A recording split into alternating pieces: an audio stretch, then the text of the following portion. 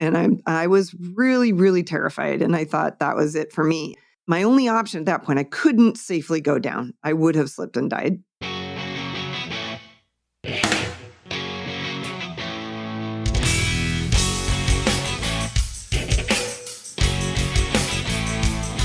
Today's guest is wild woman Erin Babnik. She's known internationally as a leading photographic artist, educator, author, and speaker, specializing in wilderness landscape photography. She is a Canon Explorer of Light, an f-stop gear global icon, a ProMedia Gear Ambassador, and is on the pro teams of numerous other brands in the photography industry. In addition, Erin is a member of the illustrious nature photography team, Photo Cascadia. Erin currently has offices on 2 continents, using each as a base for traveling worldwide to teach photography workshops and to speak and write about the art of landscape photography. To find out more about Erin and her work, go to Erin, E-R-I-N, Babnik, B-A-B-N-I-K.com. Now, on to the episode. Let's go. Hey, Erin. Hello, Bree. I'm so glad you got all your technical stuff worked out now that you're back in California and getting set up. The curse of having 2 offices.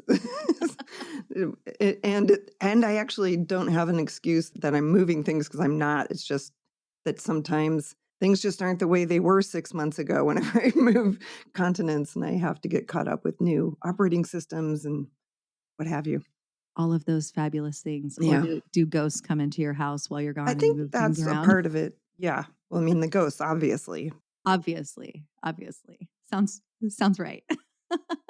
Well, I reached out to you because I was like, Erin is a true wild woman, and I know you have some stories, and what you have told me ahead of time is not disappointing. I'm super excited to talk about whatever we get to, but whatever we get to today, we'll discuss. So I have met you in person. I don't meet everyone in person, but we have met before. Do you remember We did. the Out of Chicago conference in Death Valley? I do. That was a tricky conference, but yeah, I remember that one.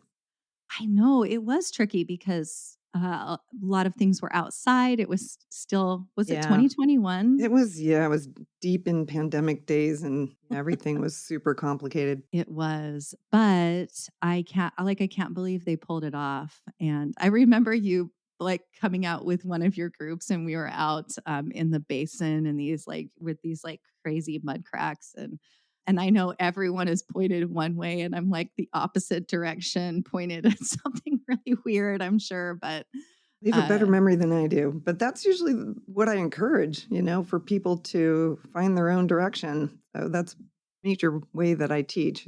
I'm not pointing people in one direction, that's for sure. Right, exactly. Yeah, I've been leaning into that, really going, well, because I think that a lot of us can sometimes, pause. I think we can sometimes have this tendency to look and see what other people are doing and think that we need to be doing the same thing. And I've just given myself permission over the past few years just to go photograph whatever it is that I wanted, Absolutely. And I appreciated that you saw me alone and you came over and you're like, what are you shooting? Telling me about it. So I think that's really helpful whenever you're at a workshop or, on location with people, if the instructor comes to you and says, hey, tell me about what you're doing. I mean, that's your job as an instructor. I'm not one of those people who's out to shoot for myself. I'm constantly running laps around a playa or wherever we might be, checking in with everybody in case they need something, because it's distracting for them to have to come find me. So easier if I'm just doing the rounds. Perfect. Awesome. Well, Death Valley, I know you're kind of close to Death Valley, so I know you can get there often and you have some beautiful work from there. But I think today, what you've told me is so one of the things that I know about you is that you really are an explorer. You literally are a Canon Explorer of Light. And so, and this isn't just with photography, but you seem to really love being outdoors and exploring and always kind of pushing the limits and finding new places. And then I think you do a lot of this solo, yeah? Yes, I do a ton of that. And that Word exploration is really important to me. In fact, my little quote on the Canon Explorer of Light website regards it. It says, "Exploration is the key to creativity. The more that you find a photograph, the more that you find yourself." And they asked me for a quote, and that's what I came up with. And to this day, I'm like, yeah, I think that that really kind of defines my approach. And I feel that everything that I've done that's ever worked well for me has come through that spirit of exploration, just following your own nose, basically. Yes, I found that to be true as well. And I like being alone. And because I do learn more by myself as I'm kind of pushing, testing my limits and pushing kind of my own personal boundaries. No, I'm not to where you are, and I don't know that I ever will be, but I do learn a lot about myself whenever I do those things. And so I think that quote that rings true for me, and I hope it actually does for a lot of other people. Yeah, the one caveat is, it can result in a lower output. Mm. If you spend a lot of time on your feet, sort of exploring and looking for things, it means that you're kind of focused on that rather than, sorry, airplane going over. I hope that's not getting picked up by the mic. Probably is. I don't know. This real life. Yeah. Yeah. So, I think for some people who are first starting out, it's not a terrible idea to also dabble in those things that are known quantities, just so that you Mhm. can practice some other aspects of photography more quickly. But it's also important to make sure that I think that exploration is at least some part of that formula going in. I also agree with that too, because it does take a lot of energy to put yourself out there to do the exploring. And so you kind of have to balance where you want to put your energy and your time, to do the practicing versus, exploring or whatever. I mean, I think there's a lot to be gained on either side, but maybe I think it's personal. You have to figure out what that is for you, what that balance is. Yeah. Yeah, I would totally agree. I mean, there's some people who they can do amazing things with places that everyone's seen a lot, but Mhm. usually it takes you a while to get to that point. And I think it's actually through trying things that are very new to you that you find new ways of approaching known quantities. Yes. Okay. I was just thinking about you tromping through the Dolomites, finding these Done new that quite a bit. things. I mean, and that's a perfect example of exploration. When I started out in the Dolomites, this was way before the days of social media, when there weren't workshops there aside from maybe little one-day workshops that people would do here and there, and I didn't know where I was going or what to do aside from just getting a bunch of maps and exploring. Kinda made a career out of that. You have not there's no kind of you have, but I mean, you've explored a lot, a few other places, but I think that's kind of where it seems to me that's where your heart is and where you love to be. So, if you've listened to this podcast and you've heard multiple episodes by now, you know that I ask all of my guests to answer some questions ahead of time. And Erin, you told me about fear and how this feeling of fear just keeps coming back to you. And you were going to tell me something right before we were recording. And we said, let's stop and just do it because I think fear is so interesting. And what you were saying is it's kind of this negative feeling where because it doesn't feel great in your body when you're scared and you're freaked out. But also, I know for me, I want to have that fear because that protects me, so often. And I have to discern whether or not I use fear for whether or not it's like this good fear that's really protecting me or if it's fear that I've like created in my head. So I was wondering, it's like your primary emotion. Tell us a little bit more about that. Yeah, well, I wouldn't say it's like, oh, I don't know, how would I put that? Primary emotion. I don't know. Well, your question was, basically asking me to engage with the idea of emotions being Yeah. powerful and Mhm. useful. And I thought about it for quite a while. And I thought, well, it's really not necessarily the case that there's a particular emotion. But it's so long as the ones that are kind of categorized as energizing emotions, and that could include ones that might be considered sort of like negative emotions, like Mm. fear or even anger. So long as they come in the right intensity, And so one of the examples that comes to mind would be, let's say with fear, for example. Okay, one time, like when fear can be just absolutely paralyzing. For example, one time I was in the Julian Alps, this was about a year ago, and I had a full pack on a bit, one of the big ones, full of gear and big tripod and lots of stuff that I needed to be out in the mountains. And I was on this little exposed footpath, not even really a trail. So a lot of exposure on one side of me and just a cliff on the other side, and just enough room for 2 feet on this little footpath. And I was with a companion. We were both hiking, and he had to go, let's say, water a rock. So he's like, "Well, I'm gonna As we stop do. here." I'm like, "All right, I'll go around this little corner and leave you be." So I go around the little corner, and I hear this like crack, boom, like super noisy crumbling noise, which I know all too well means some rocks are coming down. And I look up, and just as I do, I see a mountain goat, a chamois, just hauling across the cliff because, they can basically run on vertical surfaces. Right. I've seen them do it. It's crazy. Oh, it is nutty. And he just unleashed this massive rock fall. And I do not know how I didn't die. But the other thing that I saw was this giant boulder, as if it were like a Bugs Bunny cartoon, or suspended, or no, what is the one with the coyote? Oh, you know? yeah, it's Bugs Bunny. Yes, Wile E. Coyote. Yeah, it was like that, like how the boulders just sort of pause in the air over the cartoon character. It was kind of like that. I just saw the boulder. I knew it was getting bigger and coming towards me, and I don't know how I got out of the way. But when I did, just started running down this little footpath, and it was like someone was throwing grenades after me, just bam, bam, bam. That first big one came down, crash, misses me. But then all these others are coming down that he dislodged. And I'm probably running in the wrong direction because everywhere I run, they're crashing down behind me. I go around another curve, and it all calms down, and it's all really quiet.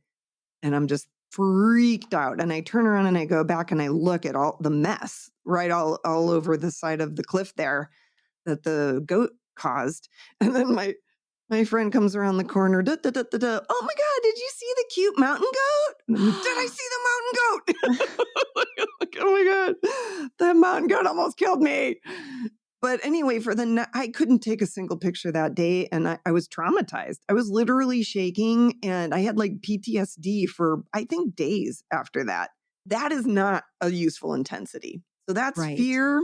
I mean, I was so shaken by that. The useful intensity would be something, way dialed down. you know? So an example of that might be, this year I was in Antarctica, and we're bobbing around in a Zodiac when there's always a guide who's in charge of the Zodiac, and the driver of the Zodiac. And he's a British guy, and he's saying, "Well, we're staying this distance away from the humpback whales because, well, the last thing anyone would ever want would be for the whale to go under the boat. That would be a very bad thing. It's a lot of muscle, and you don't want it under the boat." And just as he's saying this, and the humpbacks are at this nice little distance, and we can see them doing what they're supposed to be doing way out there, all of a sudden some minke whales show up, and this head pops up literally 6 feet away from our boat. Oh gosh. And they call this spy hopping, right? So this is a smaller whale, but still, he's right there. And everybody screams, "Oh my God, wow!" And the guy just goes quiet all of a sudden. He literally just finished saying how you want the whales at the safe distance. And then it turns out there's a whole pod of them, and they all swim right under the Zodiac. And you can see them stacked like one under the other. And they do this. It went on for about 15 minutes, and they kept swimming under the boat and under the Zodiac next to us. And I have to say, in that case, even though he had just said that this would be a horrible, terrifying thing, in the company of so many people, and I had a life preserver on, and I know that the main ship is not that far. So worst case scenario, I get a little hypothermic. Whales aren't going to eat me. Not that bad, right? like, I it, guess. it could be extremely uncomfortable, but the chance of you dying are kind of slim, I guess. And I found it's just absolutely inspirational. Like, it woke me up. It was this sort of energizing kind of fear that made me feel very aware, very present. And that stuck with me throughout the trip. It was like a turning point in the trip where I really felt connected with that environment and really put me in the zone. So That's what I meant by, some emotions are useful as long as they wake you up, I think, make you present for, let's look at the other side of the coin, which would be something like reverie, where it's just like this Mm-hmm. wonderful, comfy kind of emotion. And there are a lot of emotions that might fall into that category, but they're almost too comfortable. The old sayings about getting outside your comfort zone and whatnot have to do with that. Because if you're too comfortable, at least I think I get a little sloppy. I'm like, oh, this is warm and wonderful and fuzzy, and I love this. It's really random as to whether that's going to work out for me, like because I just I get sleepy and sloppy. It's so interesting that you pay attention to that part. And I was thinking like, well, what would cause that for me? And it kind of like felt like when I pictured like something like reverie that I might be like enveloped by fog, although that might also wake me up too. Yeah, I was recently in Northern California and I like made it a point to head out to this one hike where I could experience more fog, closer to the coast. And some days it was weird because some days I felt like it was like when it was thicker, it just felt like a little bit of padding, kind of like when you're in snow or something and like comfortable. But on other days, because I did the same hike like 6 times because I liked it so much. I mean, why why change if you haven't finished exploring the one that you really love?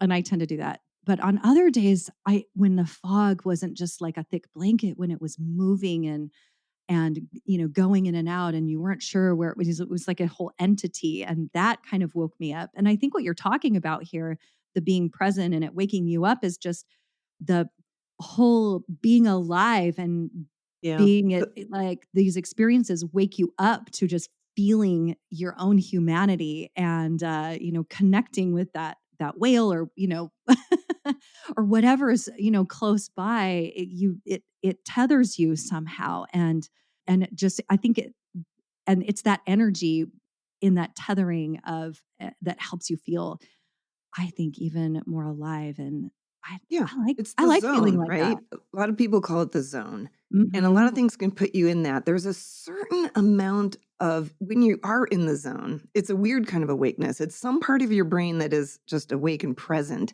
and it can happen even if you're half asleep. Literally, and that's the irony of it. I can get up super early. It's way too early. It's a sunrise outing, and something excites that part of my brain that gets me into the zone. And it could be, an emotion like fear or something. Even though and it's a different kind of sleepiness than the one I was describing earlier with like reverie. That's when that part of your brain that puts you in the zone is kind of switched off. Mhm. So yeah, anything that kind of puts you there, you're present, you're seeing, but you're also, when you're really in the zone, you aren't fully present in the way that you would be when you're not feeling creative. There is some part of creativity that I think it is, that improved by being able to filter out certain parts of your brain and not have those distracting you. So there's a certain kind of, I don't want to say autopilot, but there's something going on when you're in that zone, it. It's total yes, I totally know this. I've done, I don't know if you've ever read this book, called Flow by, oh, I'm gonna mess up his name, Mihei Csikszentmihalyi. No, I don't think so. Colleen Minnick she knows all about this, but this book, I have it. Oh, here, this one. Oh, I'm not And looking at you right now. I know. It's called it's called The Psychology of Optimal Experience. And there's a whole psychology behind this. And I have figured out for me that when I am in flow, you don't know it. Like when you're in the zone, you don't really you don't say, "Oh, I'm in the zone right now." You just when you come out of it, you're Definitely, like, yeah. "Yeah, I was in it." And so for me, I have found it almost always is sparked by some sort of curiosity. Like I want to know more about that, or what's around the corner, or I want to explore this more with my camera. What if I do this? And that really starts to put me in a space where I'm challenging myself and I'm Hmm. exploring something that's very interesting. And because you can't have, in order to be in this zone, it can't be too it can't be too challenging. Otherwise, you do that fear thing where you're like, Yeah. you're done. It's just frustration. Yes. And if it's not challenging enough, then it's boring. Then And so, you're basically in the sleepy zone. Yeah. yeah, yeah. Yeah. And so it has to be this like just this sweet spot. And I think it's a Mhm. really interesting thought to try and put yourself into situations where you can be in this zone more often with a little challenge, but maybe not too much. I mean, you don't know when a mountain goat's going to jump over you. So- Right. or No. not. Yeah, no. I mean, my way into that has nothing whatever to do with emotions, but it's all about play.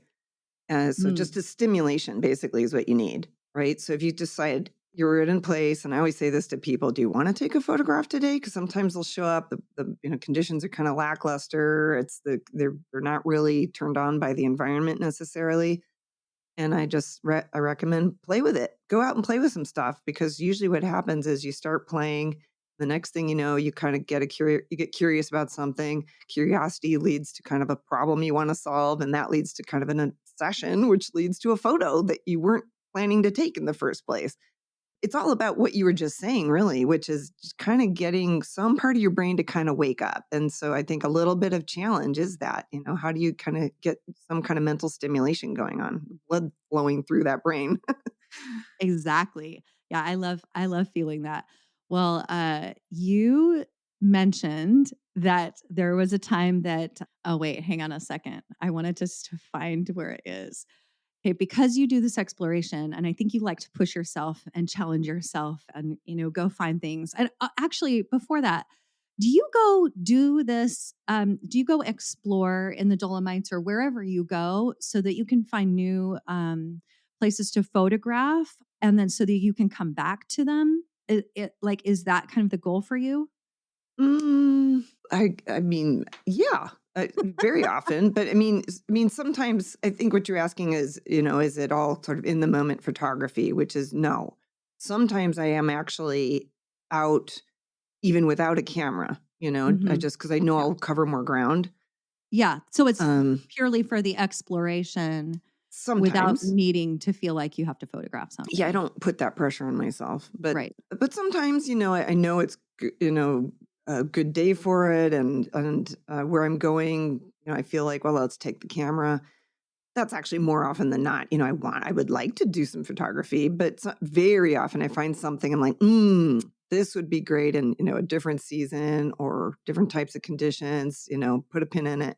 We'll come back. Awesome. You mentioned here that you went out exploring and I guess you take paper maps with you because probably it's probably more difficult to do digitally, but I don't know all the gear that you have, but you talk about this experience in the Dolomites, the Dolomites, right? With this really cheap topo map. Yeah, that was a bad day for Erin. Right? So, yeah. So tell us a little bit about that because I think that sometimes we plan things and they go fantastic, but I think it's nice to learn too what not to do.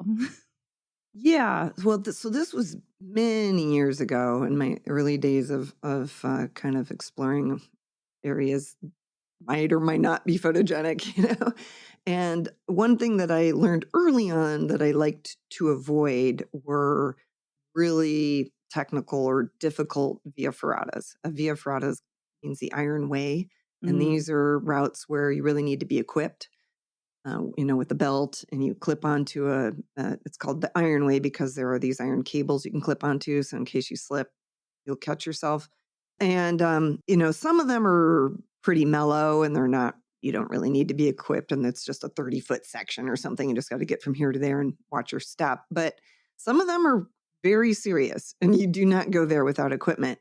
I'm always mindful, or I had been up to that point, of which routes were labeled as via ferrata. And they're usually on a good map, they're little X's on that section.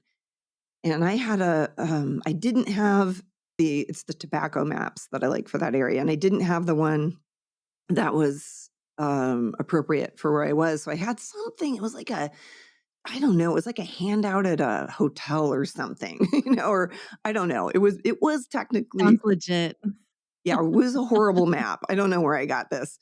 And I was with a friend and I was like, well, I think that route, I'm pretty sure that route's a Via Ferrata. And he was looking at the map and he's like, no, look, there's no X's. And I'm like, okay, well, it does look kind of cool. All right, let's go check it out. And it basically it was like a cat getting stuck in a tree. The further you go, the harder it is to go back. And I would get over one little bit. I'm like, oh, maybe it was just that one section. But that was kind of crazy. Then I'd come up on something else. I'm like, oh my goodness, really? Well, maybe I just got to get around that corner and I'm good. Then I get around that. And now I realize going back was even harder, because usually these things work very well in one direction and not so much in the other. And so it just kept going like this. And I got to the point where going back seemed even scarier than going forward. So I just kept going forward, but that kept getting worse until I finally, 4 hours into it, got to a very long descent, which I later turned out was never supposed to be done as a descent. It was fully intended to be a way up. And I'm coming down again with full backpack, one of my biggest ones. And the big tripod, everything. And I'm hanging off of these little pegs with all of this with about oh my goodness, like maybe 1,000 feet of exposure. It was a huge drop. Like you fall, you are butter. So I just decided I was going to die that day. I was like, I was on these little pegs. My foot couldn't reach the next one down. And I'm holding on just by my arms, which are now shot because for 4 hours, I've had to use my arms extensively coming across all this crazy stuff. And then it started to snow at that very moment. I kid you not. And I was really, really terrified. And I thought that was it for me. And my only option at that point, I couldn't safely go down. I would have slipped and died. And so instead I just screamed like to get more because my arms were just like rubber bands at that point. They didn't want to do anything more for me, but I got one last push out of them to get back up off of that. And then I just sat there on the saddle of this part for a while, just sort of collecting my thoughts. And I'm like, okay, so I guess I'm going back that 4 hours of the way I came Oh my because there's gosh. no way I'm going down that. Yeah, bad day, really. So 8 hours into, a total of 8 hours of terrifying stupidity, really. And I survived that. But I mean, there was snow in the couloirs. There was ice and stuff. It was not a good situation. On the way back, did the snow get harder on the way back? No, it was just when the snow came down, that was really light, but it was snowing. But it was enough to just, make things wet. And, I'm like, oh, this is. And then the temperature bad drops situation. and that, makes things sometimes a little bit worse. Mm-hmm. I don't even remember like temperature issues, but I just remember thinking, okay, now it's wet and it's snowing and, like this is a seriously bad situation. I was so glad when I got off of that. Big lesson learned. Oh, we're glad you made it back from that. Cause I'm like picturing you, when like something like a thorn goes into your body and then you're trying to pull it, you can't just pull it easily right back out. Like, was it just as hard going back or did you feel like it was even harder going back? That's a good question because now this is an old memory. Right. And my memory regards mostly the way out. And I think because I was realizing what I was getting myself into, and every time I was looking back, like, could I maybe turn around now? And having done the whole thing, 4 hours, at least it was a known quantity now. I knew what I was going through all the way back. And I knew it was better than going forward, which was impossible. So I just did it, and I don't remember that very well. I don't remember that. I think because when Actually, wait, let me just one thing I just did remember. I forgot about this. This was the scariest part. It was kind of near the end of that route back. And I remember the only way to get back, this is why I had not done it in the first part, was to remove my backpack, heave it up onto this ledge, roll it forward, and then do that with my body, and then roll into this little little crevice or whatever, not a crevasse, but a little ledge under a rock, and then push my backpack. Oh gosh, it was so okay. Sorry, what you were saying? I do remember that no, part. we wanted to hear that part. So you did that, and you had someone with you, yeah? Yes. And did they fare as well, or were they mad that He's taller. He's 6 feet tall, oh, and, it's a little easier for him to he was further down on those pegs. He had gone first down that when I had to turn back. My foot couldn't reach the next peg, but a 6 foot tall man can make it. So I just, I don't know. abort, Just abort? yeah, abort, abort. He probably could have made it. He probably could have made it that way, but I couldn't. But then what would happen if you, like, get down to the bottom, wherever that is, and you ran into another obstacle that was, even Yeah, I did. similar, and then could you have gone back up? I don't know. No, I know actually now what. So I know what would have happened, and I would have been had I gone down that one little bit, I would have been home free. Oh, okay. Yeah, it would have been not bad at that point at all. Yeah, if you had gotten down. If I could have made that next peg, which wasn't happening. So yeah, Oh my gosh. maybe if I had equipment, I could have just swung off of Mhm. the tether and reached down. I probably could have lowered myself down off the tether, but I didn't have that. That was foolish. Should never have gotten myself into that situation. Oh my gosh. I think I'm a little stressed out now from this story. Don't try this at home, kids. Right. I'm like, "Oh, what's the safe what are the safe paths that I can take now?" I mean, I'm usually only worried about bears or some animals coming along. I don't know. Yeah, Mm. in the Dolomites, fortunately, that is the least of my concerns. There's nothing really that's gonna eat you or kill you or hurt you there, aside from mountain goats running over top of you. But it's very rare for a mountain goat to actually, like, headbutt a person. It has happened, but it's extremely rare, and even though the Dolomites, UNESCO World Heritage Site has a picture of a bear on it, it's kinda like false advertising. I've never even seen so much as scat, so there's not a whole lot to be afraid of except for your own good self out there. Maybe there's just one bear in there, and that's how they got Yeah, them. their token bear. They're one token bear. Oh my gosh. Oh, these were crazy stories, Erin. I imagine that you have a bunch more, I'm full of but them. all right, I know. I may I may hit you up again.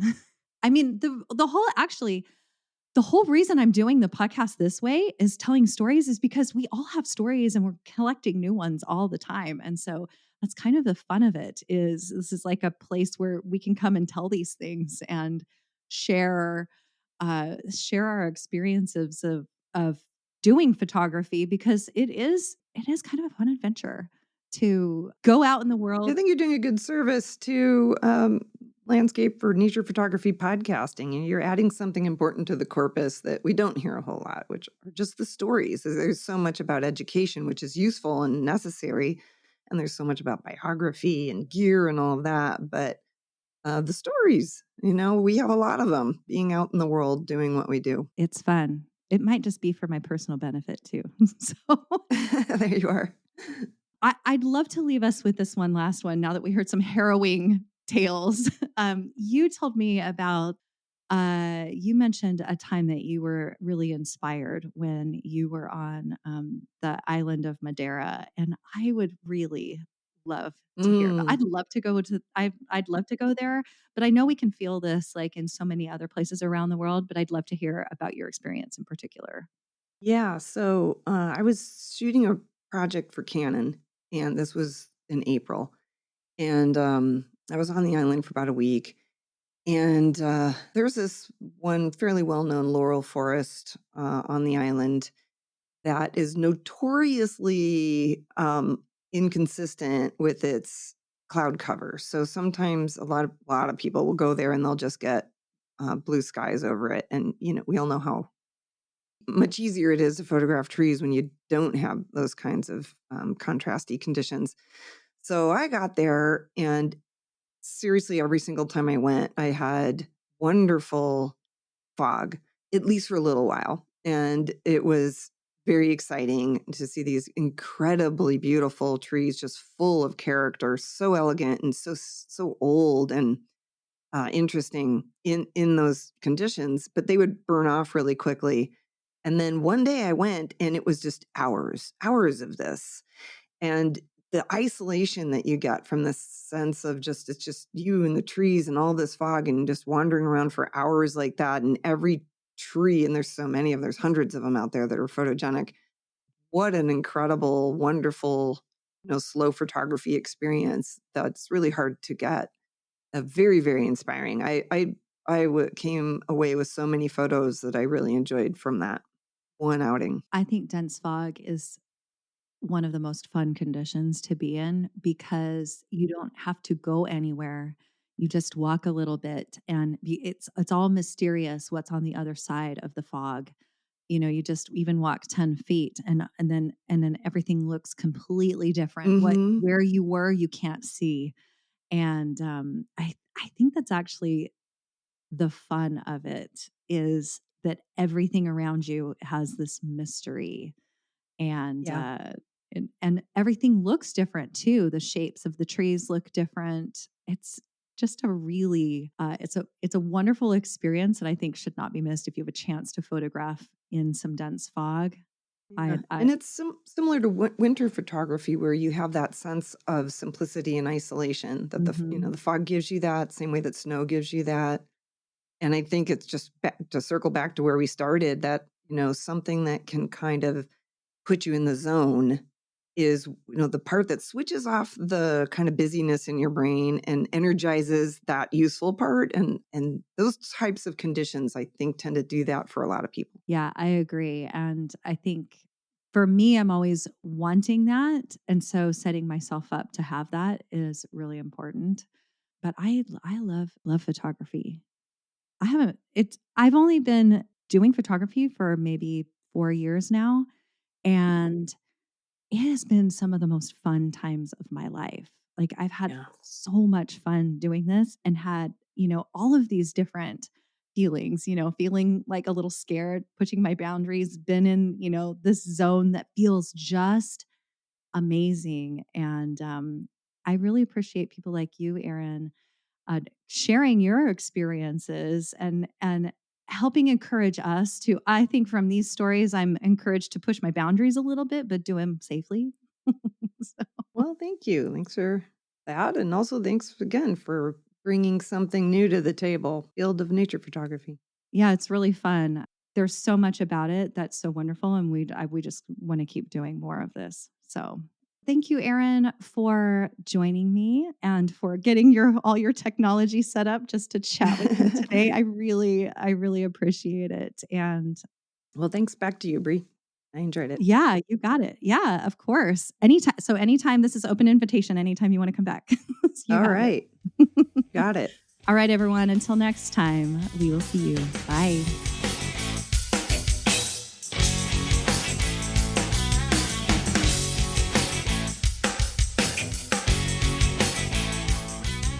Come with me on my next adventure. Be a wild woman and join me on one of my small group photography escapes in places like the cypress swamps of East Texas or White Sands, New Mexico. Go to wildwomanphotography.com for all the details. While you're there, you can check out featured wild women, episode transcripts, and more. Oh, and I'd love for you to support this podcast and all these incredible wild women in photography by leaving a review or sharing with a friend. Thank you so much for listening.